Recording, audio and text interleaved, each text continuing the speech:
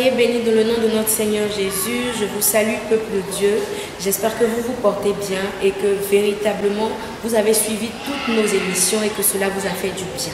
Aujourd'hui, nous sommes encore à Parole de vie, votre émission hebdomadaire avec le président, notre papa, le révérend apôtre Kwame Nyepe Marius. Je vous invite à suivre avec nous. N'oubliez surtout pas, partagez, likez et abonnez-vous.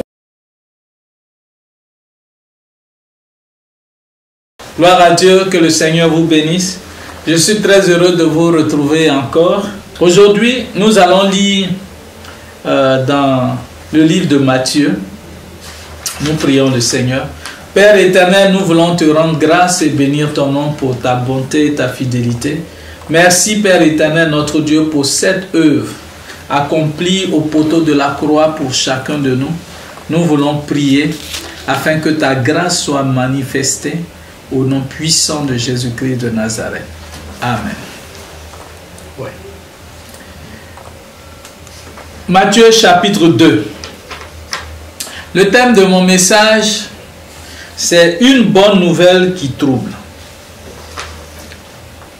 Vraiment, c'est quelque chose de paradoxal. En réalité, une bonne nouvelle doit réjouir. Mais ici, il est dit que cette bonne nouvelle trouble. Et nous allons chercher à savoir pourquoi elle trouble. Matthieu chapitre 2. La Bible dit ceci. Jésus est amené à Bethléem en Judée. Au temps du roi Hérode, voici les mages d'Orient arrivaient à Jérusalem. Et ils dirent, où est le roi des Juifs qui vient de naître? Car nous avons vu son étoile en Orient et nous sommes venus pour l'adorer. Hérode, ayant appris cela, fut troublé, et tout Jérusalem avec lui. Amen. Depuis 7 siècles, le prophète Ésaïe avait prophétisé. Dans Ésaïe chapitre 8, verset 23, il a dit, si les temps passés ont couvert d'opprobre, de désillusion, les temps à venir couvriront de gloire. Le territoire de Nephtali et la contrée de Zabulon, là où planait l'ombre de la vallée, l'ombre de la mort. Il dit quelque chose de spécifique va se passer là, le siècle des gentils. Et au verset 1 du chapitre 9, il est dit, une lumière qui apparaît, cette lumière qui luit dans les ténèbres. Et donc 7 siècles avant, le prophète Ésaïe avait déjà prophétisé la naissance de notre Seigneur Jésus-Christ.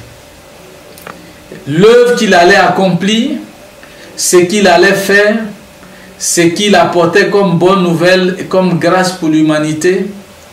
Et au chapitre 53, il va parler de ce qu'il aura accompli à travers ses maîtrissures, à travers le sacrifice ultime. Ce qu'il apporte à l'humanité, la guérison, mais je dirais le salut, en gros, ce paquet qui contient non seulement en lui seul la guérison, la restauration, la protection. Voici toutes ces choses que Christ nous apporte en tant que fils racheté. Mais dans le texte que nous venons de lire, il y a quelque chose qui est un peu, qui paraît un peu troublant. La Bible dit que lorsque les mages ont appris la naissance, ils ont vu l'étoile, ils sont venus jusqu'à Jérusalem et ils ont cherché à s'acquérir. Où est-ce qu'on pouvait trouver le roi des Juifs? Et lorsque la Bible dit que Hérode a appris cette nouvelle, il a été troublé, lui et tout Jérusalem. Bien-aimés frères, la naissance de Christ est une bonne nouvelle.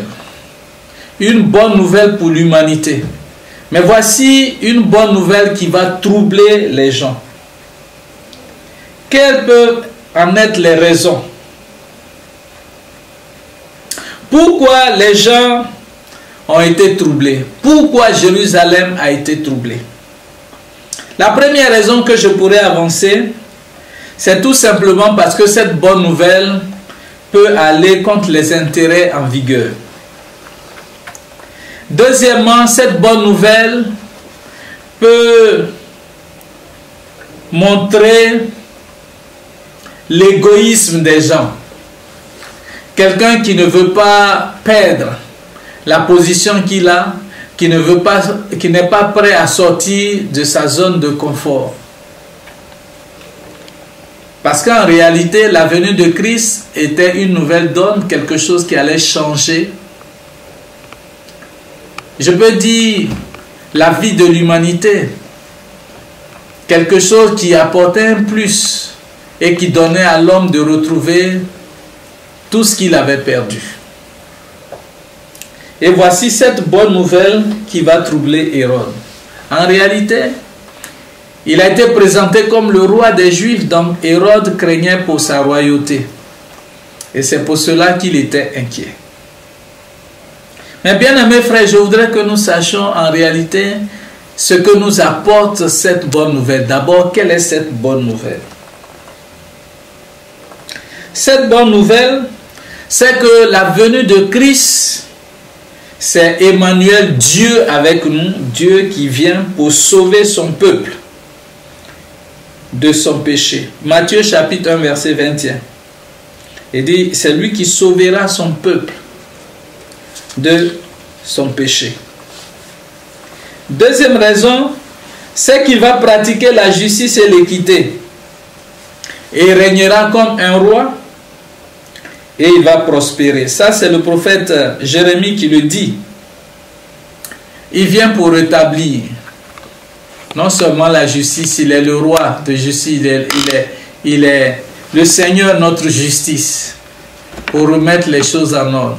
Et nous savons que nous sommes dans un monde qui est tellement polarisé, un monde qui ne veut pas en réalité accepter ce salut, cette grâce, cette bonne nouvelle qui va libérer les gens et leur donner l'affranchissement dont ils ont besoin. Parce qu'en réalité, si vous êtes affranchi, il y a une personne qui ne sera pas contente. Et cette personne, c'est le diable. Et si vous comprenez que le monde entier n'est pas content, c'est parce que la Bible déclare que ce monde entier gît sous le pouvoir du diable. Il est contrôlé. C'est lui qui contrôle les pensées des hommes. Il peut contrôler les pensées de tous ceux qui peuvent avoir une position, une force, une parcelle de pouvoir. Et c'est en cela, ce pourquoi Hérode était dérangé. Mais cette bonne nouvelle, elle est pour tous ceux qui sont prêts à le recevoir.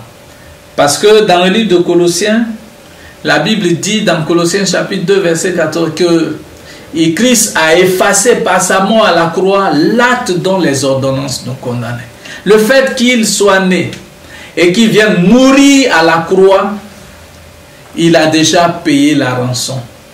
Tout ce qui te condamnait, tout jugement qui devait s'abattre sur ta vie, Christ a déjà payé cette rançon. Une telle nouvelle, elle n'a pas besoin d'être cachée. Elle a besoin d'être promulguée. Elle a besoin d'être annoncée. Voilà, ce n'est pas une affaire de chrétiens. Ce n'est pas une affaire de ceux qui vont à l'église. Mais c'est une affaire de tous ceux qui peuvent accepter, qui peuvent croire en Christ et soumettre leur vie à lui. Et c'est là où la parole de Dieu dit, Romains 4, verset 12, « Il n'y a de salut en aucun autre, car il n'y a sous le ciel aucun autre nom qui a été donné parmi les hommes par lequel nous pouvons être sauvés, si ce n'est le nom de Jésus-Christ. » Et comme le dit, quand on parle de salut, en grec, le mot salut est, comme on le dirait dans notre langage d'aujourd'hui, un package. Un paquet dans lequel nous avons non seulement la protection, la guérison, la restauration, et tout ce qui s'attache à cela. Voilà ce que Christ est venu accomplir. Non seulement de par sa naissance, mais le fait qu'il soit mort au poteau de la croix, voilà ce qu'il apporte à l'humanité. Tous ceux qui placent leur confiance en lui, voilà ce qu'ils vont recevoir. C'est pourquoi, bien-aimés, frères et sœurs, toi qui m'écoutes, cette période doit être pour toi une période pendant que les gens profitent pour fêter, pour penser à un enfant qui est né. Je voudrais que tu penses à ta vie. Quelque chose de nouveau va naître dans ta vie. Si tu acceptes d'associer ta vie et de la soumettre au Seigneur, Dieu va accomplir quelque chose de glorieux. Tu seras propriétaire de toutes les promesses qui sont rattachées à ce salut qu'il présente. Ce n'est pas une question de religion. La Bible dit, si tu l'acceptes dans ton cœur, si tu l'invites comme son Seigneur et ton Sauveur, il sera avec toi. Et cette promesse sera pour toi. Son esprit va t'éclairer. Et pendant que tu seras en train de lire la parole de Dieu, Dieu va te conduire. Et il va accomplir son œuvre de restauration dans ta vie. C'est pourquoi je voudrais véritablement t'inviter à faire le pas. Ne dis pas, j'ai ma religion. Ne dis pas, je vais ici. Christ n'est pas une question de religion. Christ n'est pas mort pour les chrétiens. Il est mort pour l'humanité. Et tu fais partie de cette humanité. C'est pourquoi je voudrais t'inviter à faire une expérience personnelle avec lui. Je veux te garantir que le fait que tu l'invites dans ta vie ne sera plus jamais comme la même. Les hommes vont essayer de te décourager. Les hommes vont essayer de te présenter les clichés des chrétiens. Les chrétiens ont sûrement échoué dans leur tentative et dans leur vie. Mais les chrétiens ne sont pas ceux qui représentent véritablement l'œuvre que Christ a accomplie à la croix. Christ est celui qui ne déçoit pas. Un chrétien peut te décevoir. Même un pasteur peut te décevoir. Mais Christ ne te décevra jamais. Et je veux que tu aies une rencontre personnelle avec lui.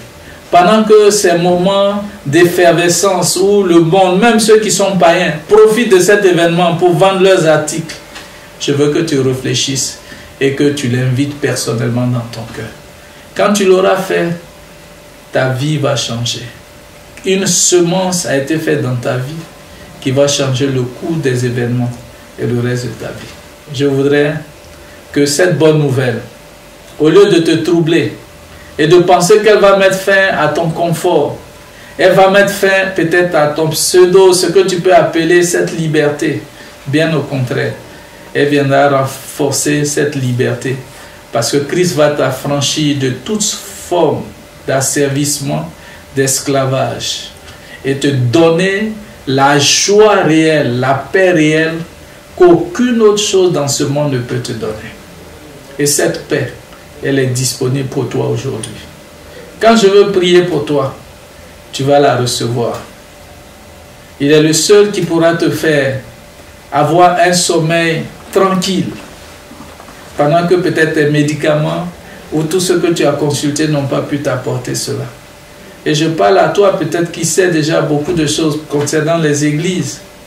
Je veux parler, toi qui es à la recherche de cette paix, qui est à la recherche de cette quiétude, Christ peut te l'apporter. Et il est à la porte de ton cœur, il frappe. Il dit, je me tiens à la porte, je frappe. Si quelqu'un entend ma voix, Apocalypse chapitre 20, il dit, j'entrerai, je souperai avec lui.